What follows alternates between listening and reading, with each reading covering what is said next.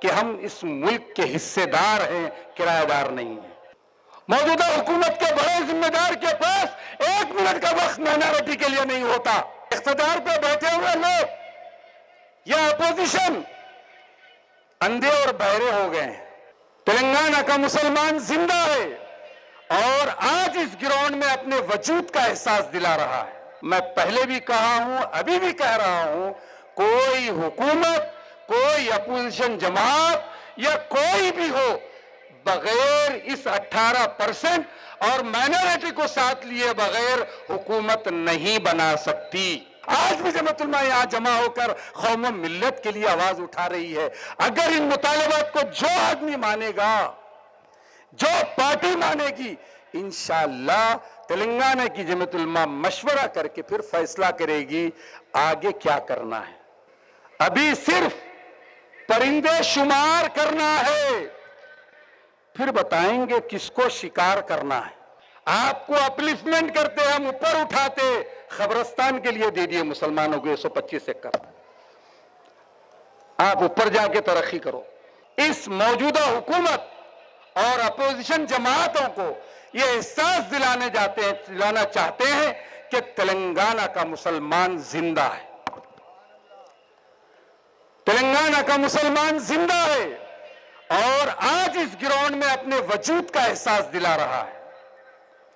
آپ کے آنکھ بند کرنے سے تعداد ختم نہیں ہوگی، ایک نہیں، ایسے 10 جلسے کیے جائیں گے جب تک آپ کو منایا نہیں جائے گا، چاہے وہ کوئی بھی ہو، کوئی بھی جماعت ہو۔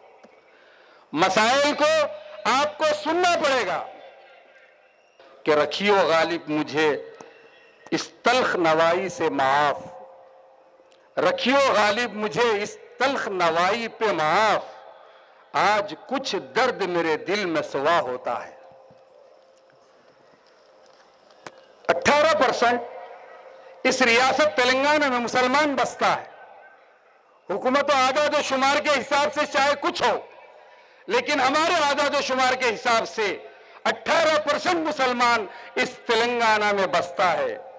میں پہلے بھی کہا ہوں، ابھی بھی کہہ رہا ہوں، کوئی حکومت، کوئی اپوزیشن جماعت یا کوئی بھی ہو، بغیر اس 18% اور مائنورٹی کو ساتھ لیے بغیر حکومت نہیں بنا سکتی۔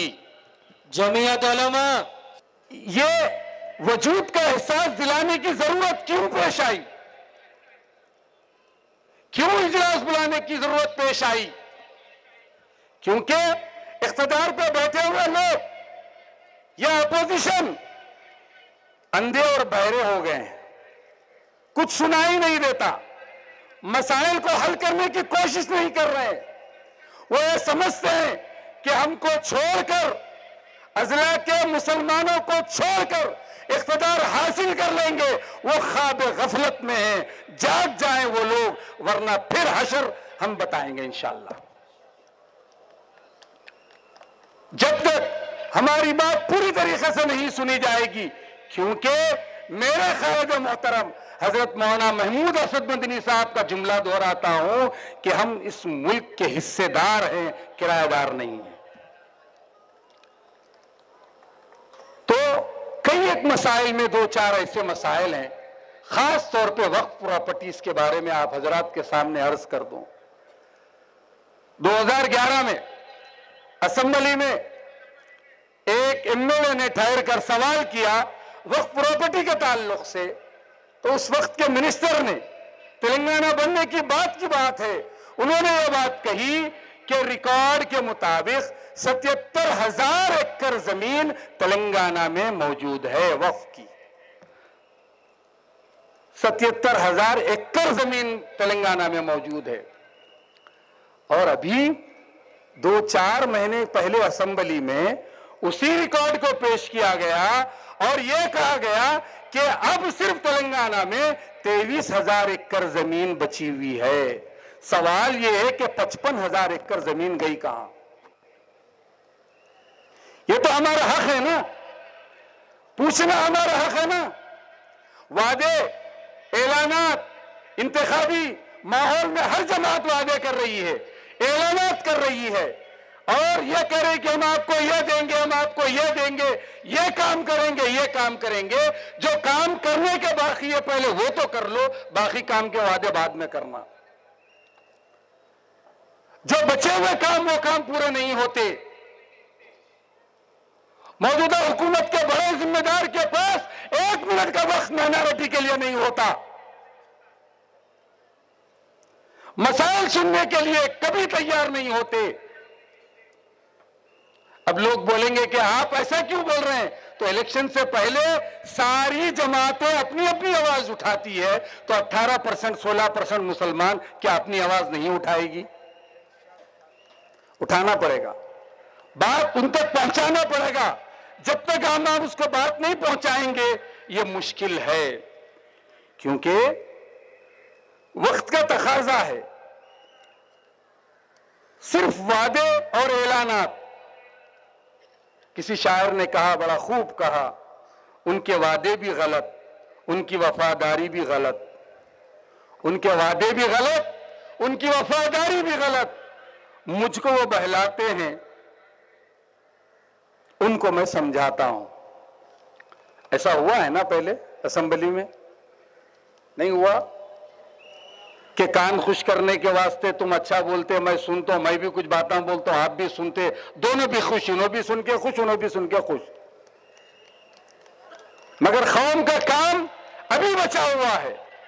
مطالبات اس لیے کیے جا رہے ہیں کہ یہاں پر ریزرویشن کا مطالبہ جمعیت علماء نے کوشش کر کے حضرت فدائے ملت رحمت اللہ علیہ کی کوششوں اور کاوشوں کی وجہ سے، حضرت مولانا سید محمود اسد مدنی صاحب کی ہدایت پر، حضرت مولانا حافظ پیر شبیر احمد صاحب کی نگرانی میں متحدہ آندھرا پردیش میں جمعیت علماء نے ریزرویشن حاصل کیا 4%۔ 16 سال میں جس کا فائدہ قوم کو پہنچا ہے وہ 20,40,000 بچوں کو فائدہ پہنچا ہے۔ جنہوں نے کوشش کی، ائمہ، علماء، جمعیت علماء کے ذمہ داران، ان کا کوئی فائدہ نہیں ہوا۔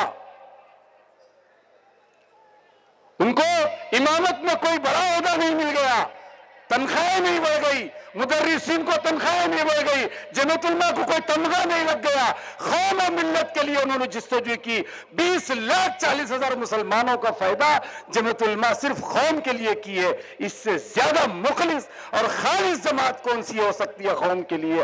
آپ اندازہ لگا لیجیے۔ گزارش ہے، اس وقت جمع ہوئے ہیں، آپ غور کریے۔ الیکشن جب سامنے آتے ہیں تو لوگ بار بار سوال کرتے ہیں، تائید کس کو کرنا ہے، مخالفت کس کو کرنا ہے؟ ہمارا کام کسی کی تائید یا کسی کی مخالفت نہیں ہے۔ ہمارا کام کسی کی تائید اور کسی کی مخالفت نہیں ہے۔ ہمارا کام اپنے مطالبات پیش کرنا ہے، اپنی تکلیف سنانا ہے۔